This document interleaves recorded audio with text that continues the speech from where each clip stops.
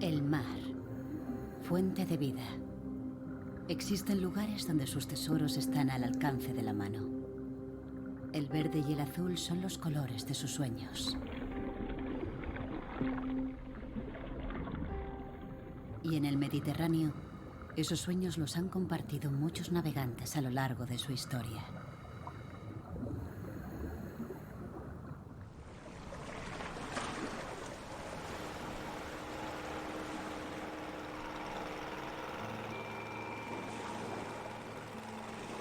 Ibiza e Ibiza. Su silueta inconfundible permanece inalterable desde hace siglos. Hay quienes ven en la forma de sus baluartes y el campanario de la catedral la proa y el mástil de una inmensa nave de piedra que ha navegado firme entre oleadas de civilizaciones. Llegaron para conquistarla y acabaron rendidos ante su belleza.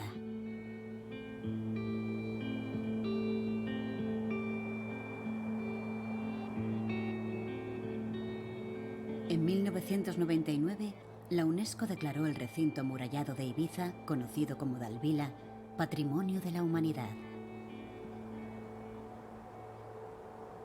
Un reconocimiento que también incluyó el poblado fenicio de Sacaleta, la necrópolis púnica de Puig des Molins y las praderas de Posidonia que hay bajo sus aguas.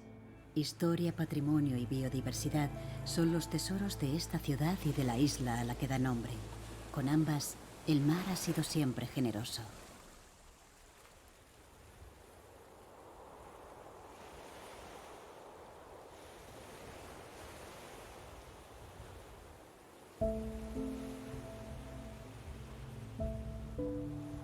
Ibiza entra en la historia aquí. Es el poblado de Sacaleta, al sur de la isla. Fenicios procedentes de la península ibérica lo fundaron hace más de 2600 años.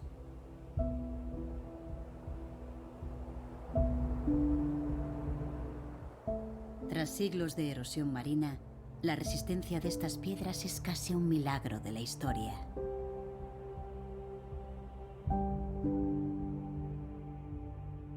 Calculamos que pudo llegar a 4,5 hectáreas, es decir, un tamaño medio en su época. Pudieron vivir entre 250 y 300 personas, un cálculo muy estimativo. Creemos que la proximidad de las salinas de Ibiza, de las salinas que tenemos justo aquí detrás, que era una fuente económica que los fenicios buscaban controlar en todo el Mediterráneo, fue una de las claves en el establecimiento, o por lo menos en la elección del emplazamiento del lugar. Se cree que Sacaleta fue una comunidad próspera, pero en apenas un siglo, sus habitantes decidieron marcharse al lugar donde hoy se alza la ciudad. Ninguna civilización posterior ocuparía jamás este lugar. La UNESCO supo apreciar que Sacaleta es una huella fenicia excepcional. Quedó como una imagen fija. Encontramos las habitaciones y todas las dependencias tal cual las habían dejado los fenicios. Los techos se derrumbaron por encima, se formaron túmulos arqueológicos y ahí quedó durante 2600 años prácticamente.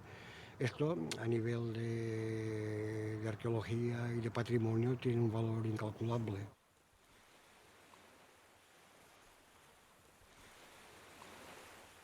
Es de suponer que a los habitantes de Sacaleta ya les gustaba comer toñina, como aquí se conoce al atún.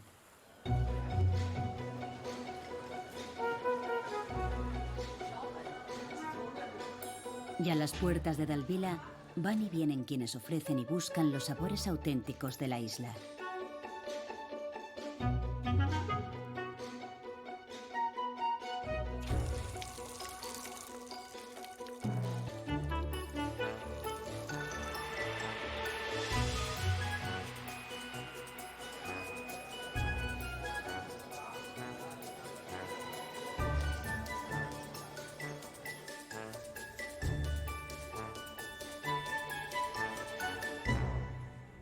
Hubo un tiempo en que estas frutas y verduras procedían de aquí.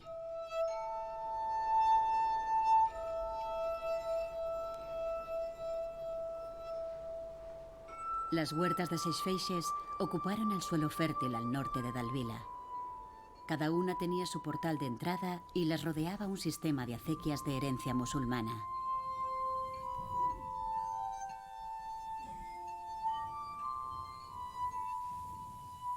Hoy Seis Feixes son un extenso cañaveral que se pretende preservar por sus valores medioambientales, pero también por ser testigo de un modo de vida que cambió con la llegada del turismo.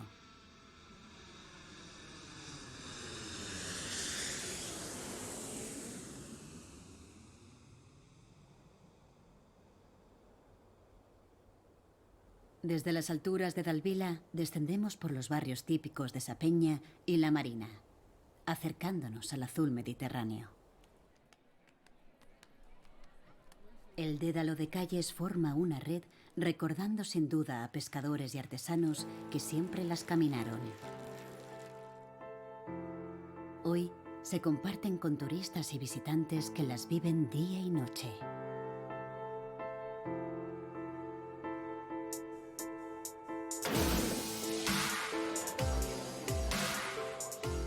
Esa noche ibicenca, mágica, sorprendente, alegre. Por la noche se disfruta de la gastronomía, se hacen compras. La noche, en fin, al contrario de su leyenda, está llena de vida. Algunos llaman a esta parte de la ciudad los vivos.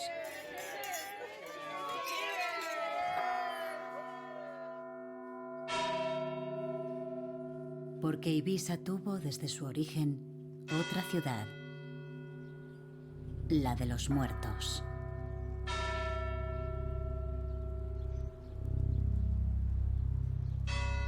La necrópolis del Puig des Molins se extiende por algo más de 5 hectáreas y en sus entrañas se calcula que puede existir alrededor de 3000 tumbas.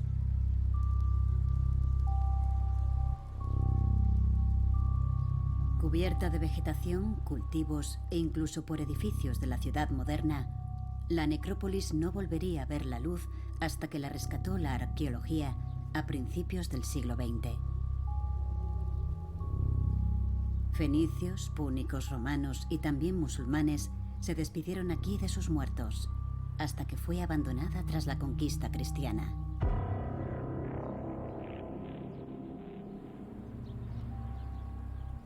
En 1946, una mula que pasaba por aquí, en lo que parecía una apacible ladera, cayó por este pozo.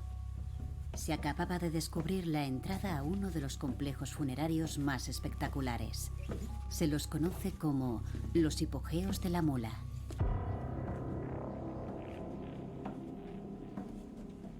Los hipogeos son tumbas que están vaciadas en el interior de la roca. Originalmente eran cámaras absolutamente cerradas que su única abertura era el pozo de acceso con el exterior.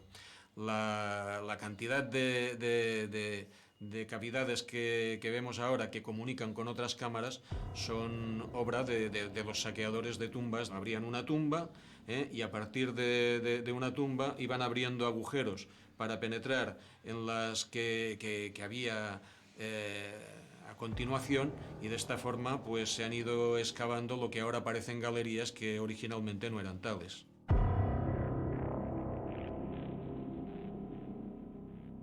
Estos esqueletos, pues cuando se encuentran intactos, suelen estar acompañados de algunos elementos para su protección y para su existencia en la vida de ultratumba, así como ritos utilizados por los vivos en las ceremonias del propio enterramiento. Es verdad que en el Mediterráneo central había ciudades muchísimo más importantes como Cartago, como Palermo o como Cagliari o como Tarlos, que tenían necrópolis más importantes. Sin embargo, pues por los azares de la historia y de la evolución de estas ciudades, resulta que la necrópolis del Puig des Molins hoy en día es la necrópolis púnica mejor conservada, y eso es lo que la hizo acreedora de esa declaración tan importante de Patrimonio de la Humanidad por la UNESCO.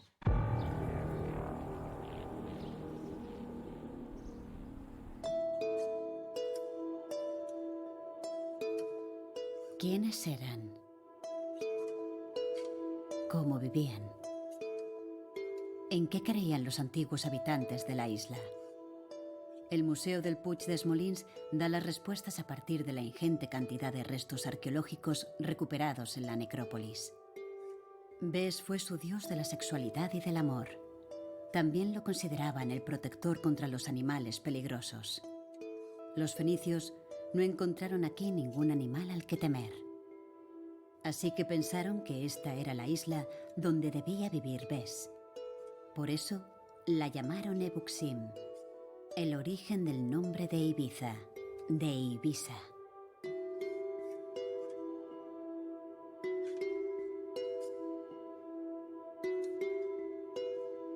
Tanit fue la diosa del renacer. Un análisis de esta terracota ha descubierto partículas volcánicas. Se cree que pudo ser modelada en Sicilia. Quien la trajo hasta aquí no podía imaginar que siglos después se convertiría en uno de los iconos de la isla.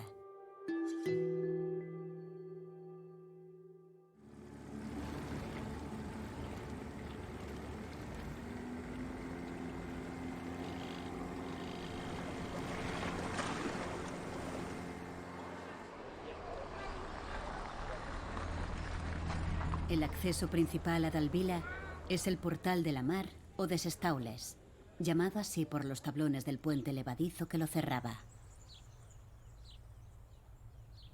Junto a su escudo, una inscripción ensalza a Felipe II, el monarca que impulsó la construcción de estas murallas.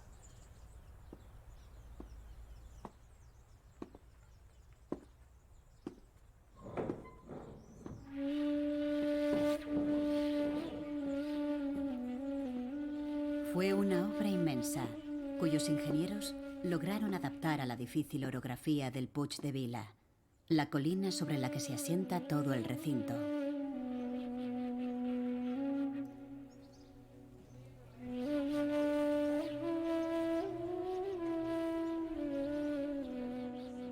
A partir de aquí, recorrer Dalvila es adentrarse por un laberinto de calles sinuosas, repletas de bellos rincones. Una trama urbana casi intacta desde hace siglos.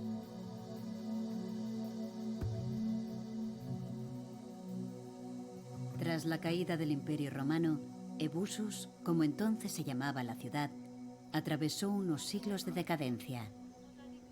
En el año 902, los musulmanes anexionaron la isla al Califato de Córdoba. Hasta la conquista cristiana, la ciudad sería conocida como Madina Yavisa.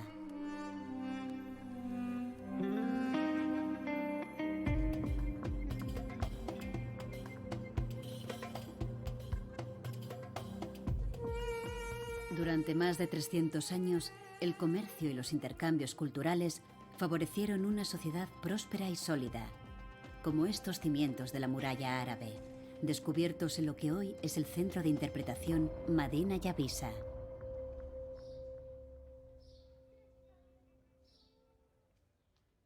Tras la conquista cristiana en el siglo XIII, se produjeron algunos cambios en la trama urbana.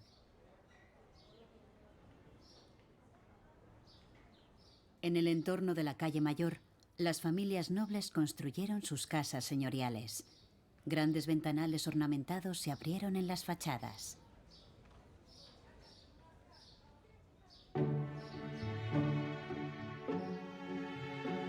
Tras los portales, los patios se organizaron alrededor de arcos y columnas. Muchos tienen hoy el encanto de las pequeñas cosas.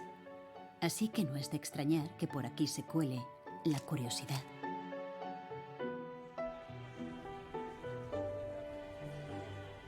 Otro ejemplo del gótico civil de Dalvila es la Casa de Can Comasema, que alberga el Museo Puyet.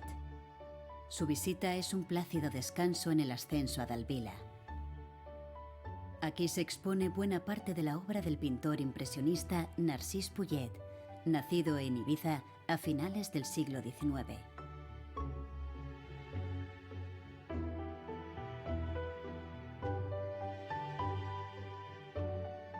Su hijo, Narcís Puyet Riquer, se convertiría años más tarde en un reconocido acuarelista.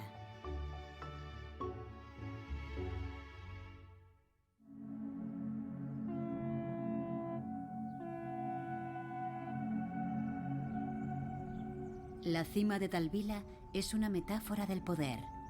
Aquí estuvo la Acrópolis desde tiempos fenicios.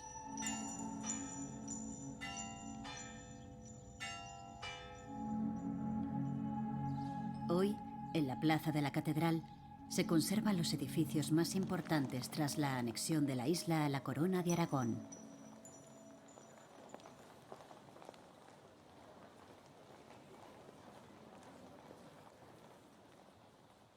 El edificio de la universidad acogió el gobierno local. Junto a él, la curia, donde se impartía justicia.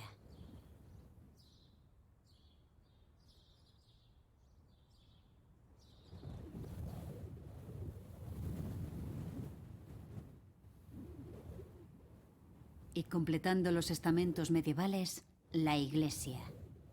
Su peculiar campanario trapezoidal se ve desde toda la ciudad.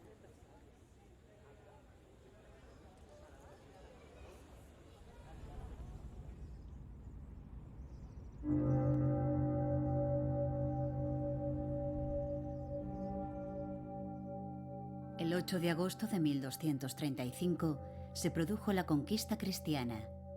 Según las crónicas, los caballeros que la impulsaron habían pactado que tras la victoria dedicarían un templo a la Virgen María. Su última festividad en el calendario había sido justo 3 días antes. Quedaba así para la historia una paradoja, pues desde entonces la patrona de Ibiza, una isla de clima mediterráneo, es la Virgen de las Nieves.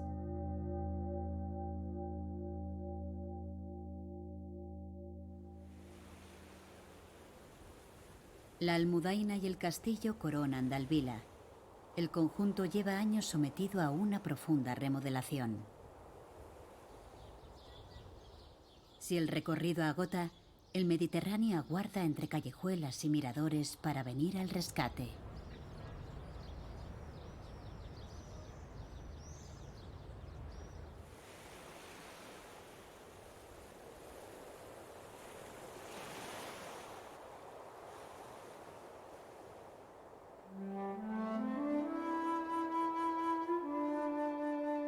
Fueron los antiguos griegos quienes se sorprendieron al descubrir las superficies de Ibiza y Formentera cubiertas de pinos. Pitis los llamaban. Para ellos, estas serían las islas Pitiusas.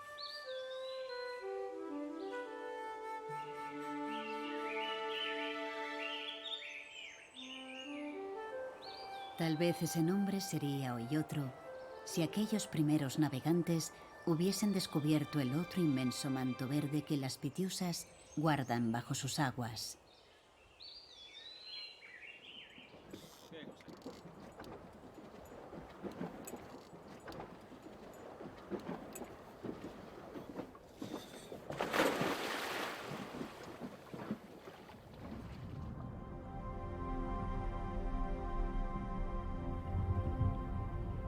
Praderas y praderas de Posidonia oceánica son sinónimo de vida mediterránea, porque a pesar de su nombre, este ecosistema no existe en ningún otro océano o mar del mundo.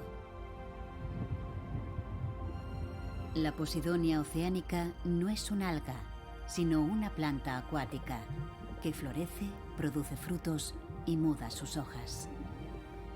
Necesita la luz del sol con toda la intensidad posible, así que se esfuerza por mantener estas aguas cristalinas. Es una fuente de oxígeno donde numerosas especies quieren vivir.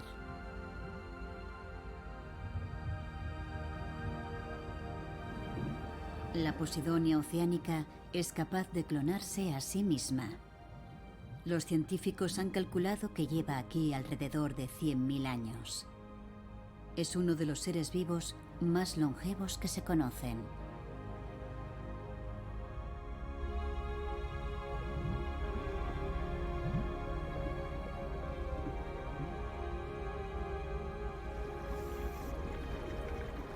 Pero estas praderas están amenazadas. Los vertidos de aguas residuales y las anclas de las embarcaciones provocan daños irreparables y rápidos en una planta que necesita todo un año para crecer apenas 1 centímetro.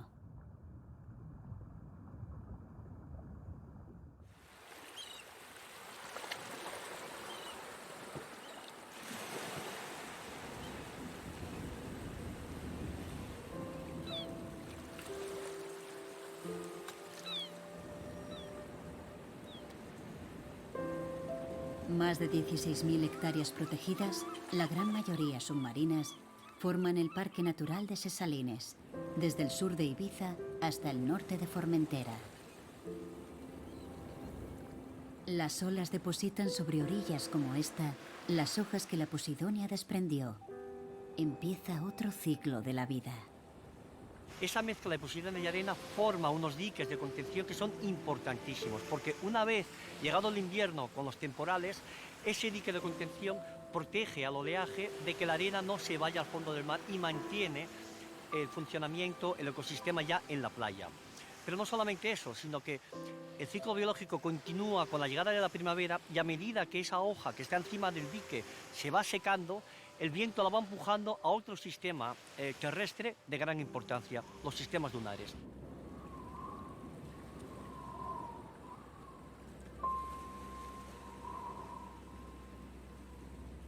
Esa hoja de Posidonia que se va depositando allá va a servir de abono para que en ese medio tan estéril como es la arena, las plantas puedan iniciar su ciclo vital en primavera aprovechándose de esa materia orgánica de las hojas ya descompuestas.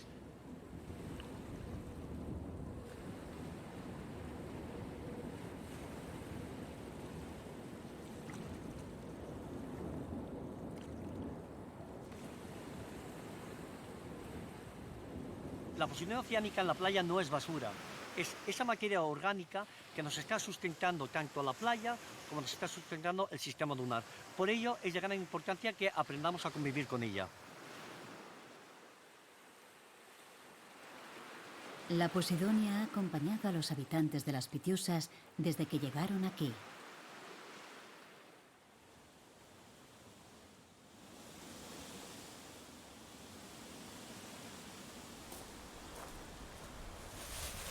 Las hojas secas de la Posidonia han sido desde siempre el mejor aislante natural de las casas payesas.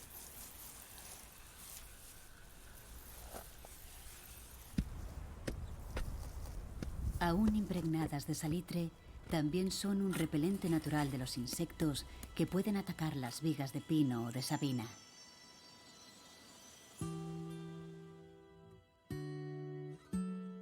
Madera, barro y piedra son la base de esta arquitectura austera, pero que ahora es un ejemplo de sostenibilidad medioambiental. La arquitectura tradicional ibicenca nace de la tierra y se funde con el paisaje. Volúmenes funcionales, simplicidad de líneas, blanco puro. Un estilo que sedujo a arquitectos contemporáneos como el catalán Josep Louis Sert o el alemán Erwin Bronner. Dos de los intelectuales y artistas que descubrirían Ibiza en las primeras décadas del siglo XX. La primera gran oleada que cambiaría esta isla para siempre.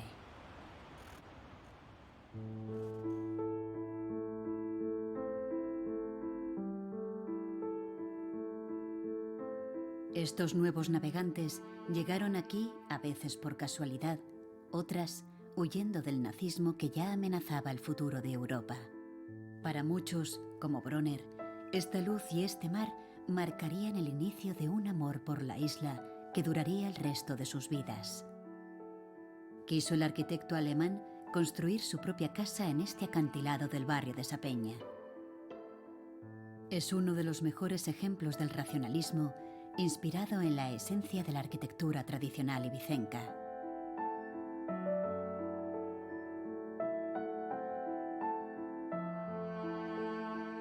La Casa Bronner es hoy un espacio público que recuerda su legado. Es fácil imaginar aquí a alguno de los artistas europeos que empezaron a llegar a partir de los años 50. Traían consigo el alma herida por una Europa exhausta tras la Segunda Guerra Mundial.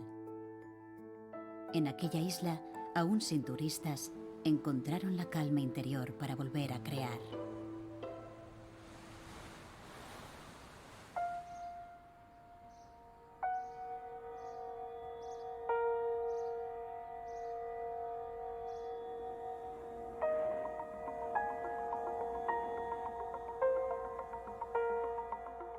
Erwin Bechtold, Hans Labs, Robert Mumford, Antonio Ruiz, son solo algunos de los amigos artistas con los que Bronner funda el mítico grupo Ibiza 59. Fue una corriente creadora que nada detendría. Se sucederían nuevos artistas, bienales y finalmente este Museo de Arte Contemporáneo. Se inauguró en 1969, uno de los primeros de España. El museo ocupó parte de los espacios militares de la muralla. En 2012, reabrió sus puertas tras una profunda remodelación en la que se integraron estos restos arqueológicos que se remontan al siglo VI a.C. Una fusión sorprendente entre la vanguardia y el pasado más remoto. Los ibicencos se sienten orgullosos de su pasado.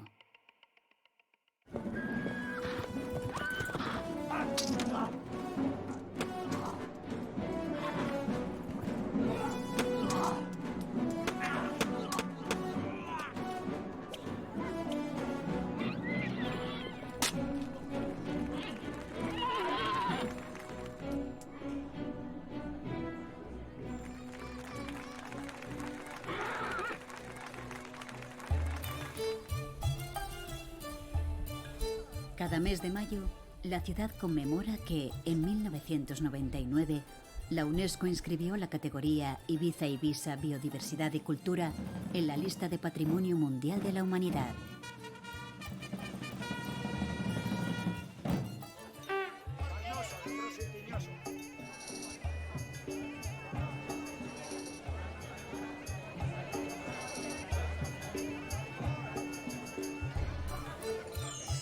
Más de 150.000 visitantes llegan para disfrutar de los días que dura la feria medieval, en la que se recuerdan todas las culturas que han pasado por la isla.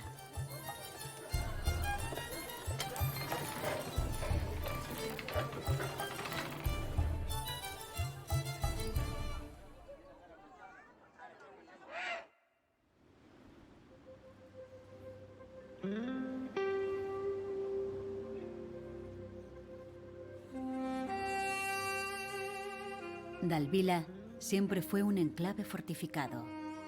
Ya en el siglo III a.C., algunos textos antiguos hacen referencia a una acrópolis con muralla. Bajo la dominación musulmana, existió un primer perímetro que rodeaba la Almudaina en lo más alto del Puig de Vila. Con el tiempo, se construyeron dos nuevos tramos colina abajo para proteger los arrabales.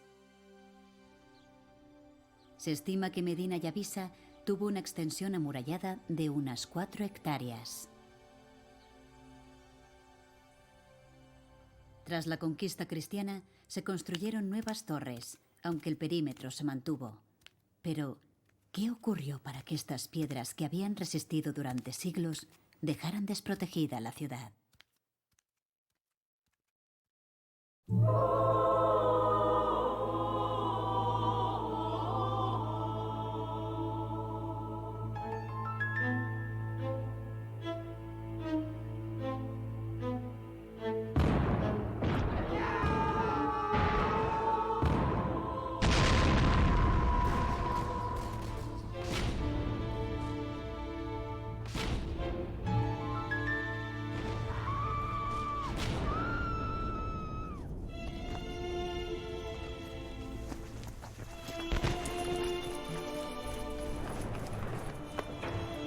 Era la peor de las pesadillas.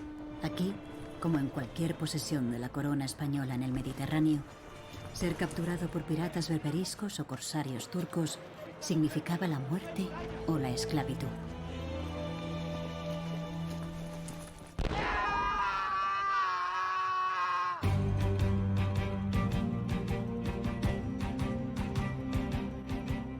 Reinando todavía el emperador Carlos, el príncipe Felipe ordena la construcción de una nueva muralla.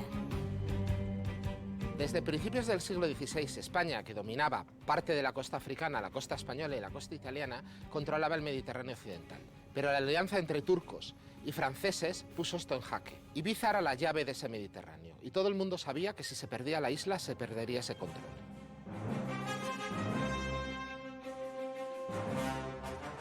La pólvora y la perfección de la artillería habían introducido la guerra en la era moderna. Igual que se perfeccionó el ataque, también fue necesario aprender a defenderse de él. La ingeniería militar diseñó una nueva estructura que sobresalía el perímetro de la muralla: el baluarte. En los baluartes, los cañones se sitúan en los flancos, es decir, en las partes más ocultas, no en la punta, sino en los laterales donde el enemigo no puede verlos. Consiste en tener cañones que te defiendan, que el enemigo desde fuera no pueda destruir.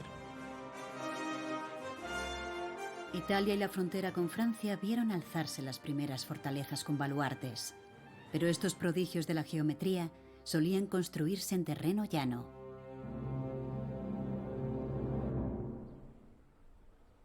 Cuando el ingeniero Giovan Battista Calvi recibió la orden de construir la nueva fortaleza, el italiano tuvo que idear algo nunca visto hasta entonces.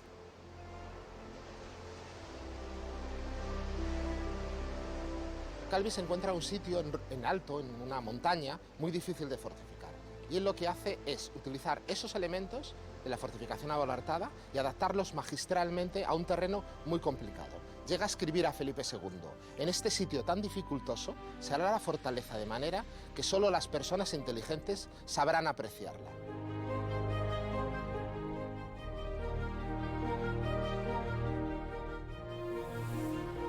Calvi diseñó una segunda piel para Dalvila, una muralla que envolvía a la medieval y que contaba con 6 baluartes. Las obras empezaron en 1555 y aunque avanzaron rápidas, aquel diseño nunca se completaría.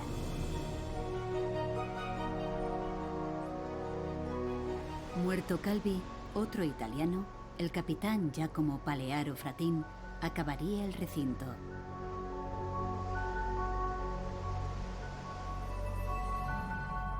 El nuevo ingeniero amplió la muralla para defender la ciudad de un posible ataque desde el puerto.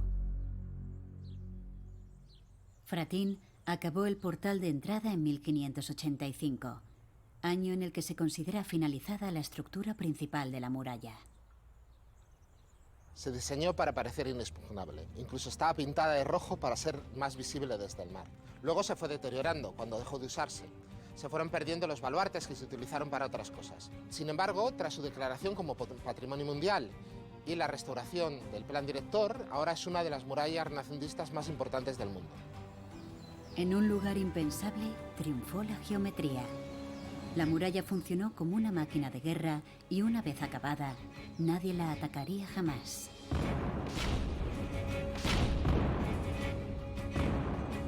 Los ingenieros la tomaron de modelo para muchas de las fortificaciones que la corona española construyó después por todo el mundo, entre ellas las del Caribe.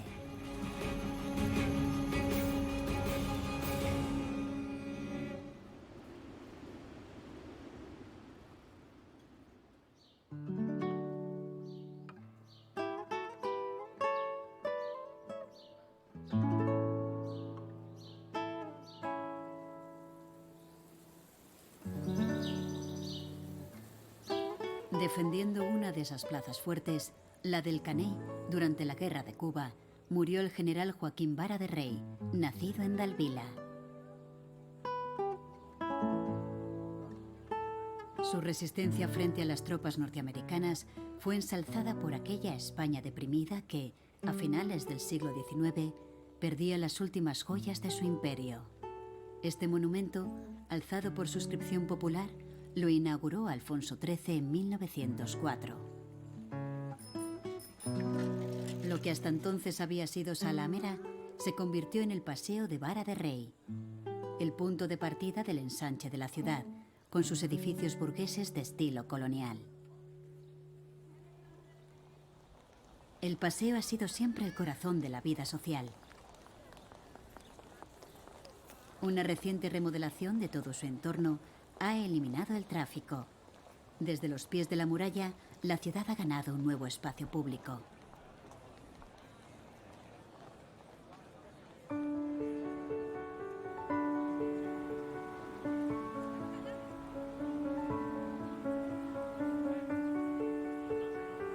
Cuando llegan los calores, una opción para refrescarse es la playa de Talamanca, la más al norte de la ciudad y protegida de los vientos.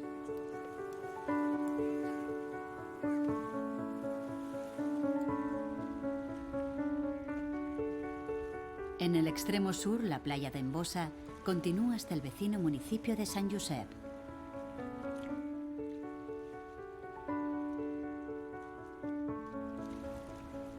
Y en medio de la ciudad, Ses Figueretes permite una escapada rápida para disfrutar del sol.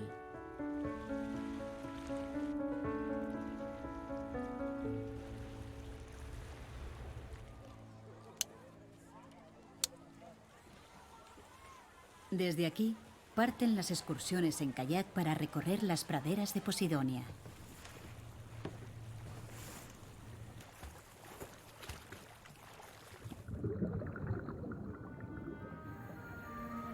Siempre es una sorpresa contemplar por primera vez esta inmensa alfombra de vida y descubrir algunos de sus tesoros, como el coral.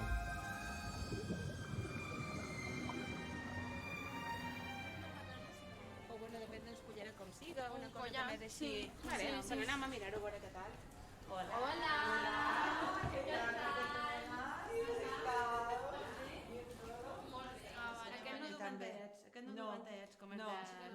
Ese coral, junto con la plata y el oro, está en el origen de las joyas de Ibiza.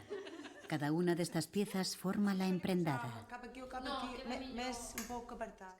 La emprendada es un conjunto de joyas maravillosas que hereda la mujer ibicenca de su familia, de sus padres.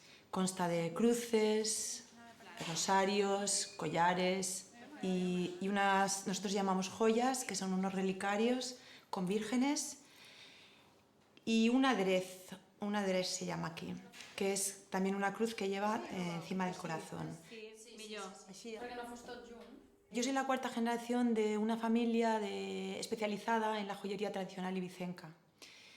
Y yo siempre pensaba que las joyas ibicencas, que eran maravillosas, se usaban en ocasiones muy especiales, no solamente con la tradición. Y entonces pues decidí crear un estilo de joyas para que la mujer la pudiera llevar pues todos los días, para ir a trabajo, a fiestas.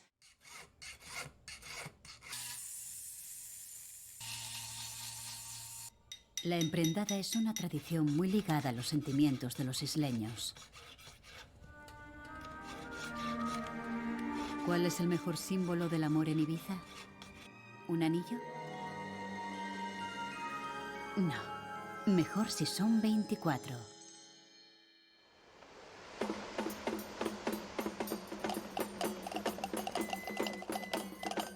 Si un pretendiente lograba regalárselos a la mujer que cortejaba, demostraba mucho amor y, desde luego, una buena hacienda.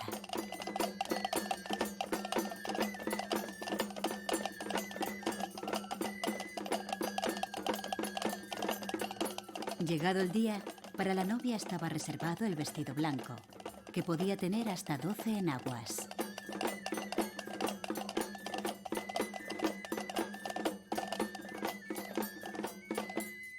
El baile payés es un ejemplo de cómo, siglos atrás, el hombre tenía el papel protagonista, mientras el lugar de la mujer era más reservado. Hoy, la mujer ibicenca vive en otro mundo.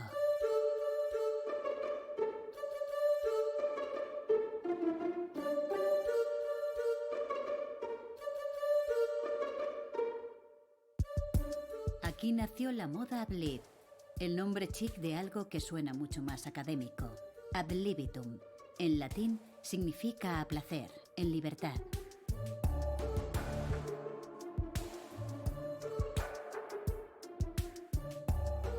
El blanco es el color de referencia y el algodón y el lino los tejidos imprescindibles.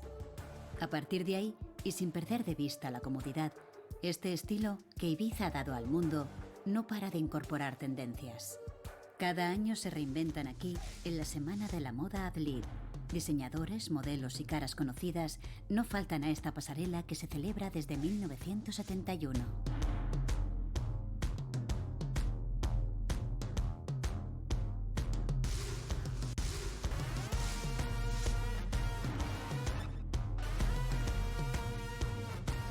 Es uno de los acontecimientos sociales más importantes del año.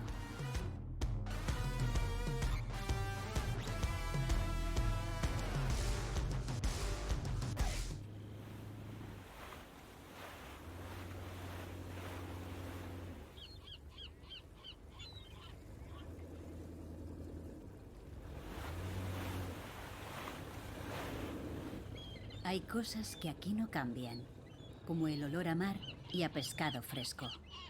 Son olores que abren el apetito y nos invitan a disfrutar de los sabores mediterráneos. Hay restauradores en cada rincón. Los hay fieles a la cocina tradicional, donde no puede faltar un buen bullit de peix. Casi cualquier pescado de la costa ibicenca sirve para cocerlo con patatas y servirlo bien cubierto de salsa alioli. La segunda parte es un arroz en paella preparado con el mismo caldo del pescado. Y si a algún comensal le queda hueco, que se apunte a un típico flao, el dulce de queso de origen medieval. Pasado y futuro. La nueva cocina investiga e imagina. Los frutos del mar se reinventan en platos como este, llamado, cómo no, Posidonia.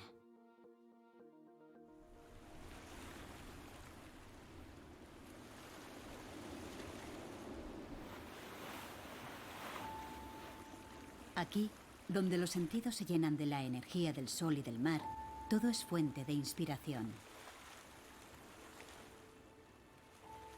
Existe una tradición milenaria de trabajar con las manos el barro, la madera, los tejidos y los metales.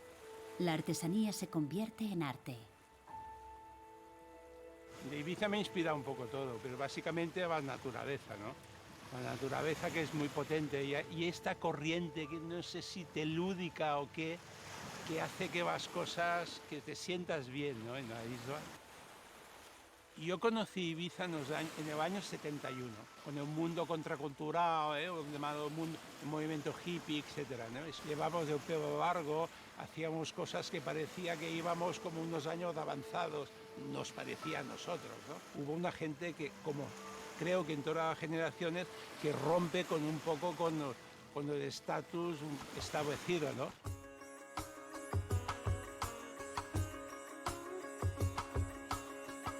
Llegaron desde todo el mundo. Se calcula que fueron entre 4 y 5.000 jóvenes. Entre los primeros, muchos norteamericanos que huían de la guerra del Vietnam.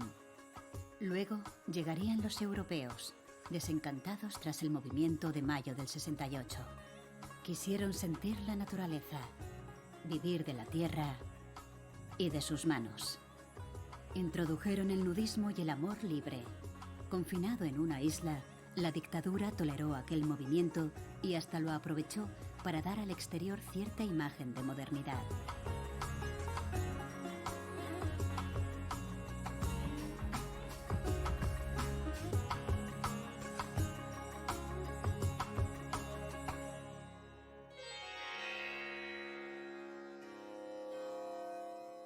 Hoy, este sencillo monumento recuerda que este fue uno de los 5 lugares del mundo donde la comunidad hippie se consolidó con más fuerza, junto a San Francisco, Ámsterdam, Katmandú y Goa. Ibiza, la ciudad que durante siglos se protegió tras muros inexpugnables, vive desde hace apenas unas décadas con todas sus puertas abiertas.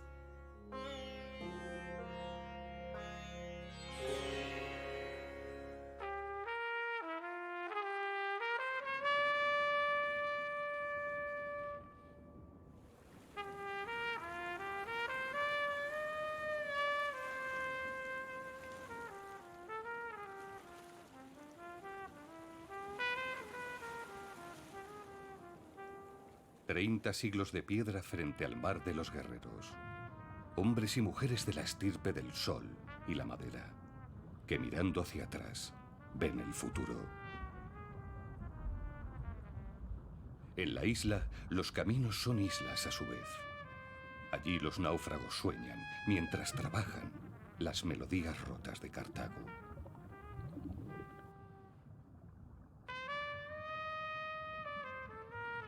Una gota de tierra en la tormenta de 100 civilizaciones. Ya regresan los barcos a la orilla. Traen nuevos acentos y promesas antiguas.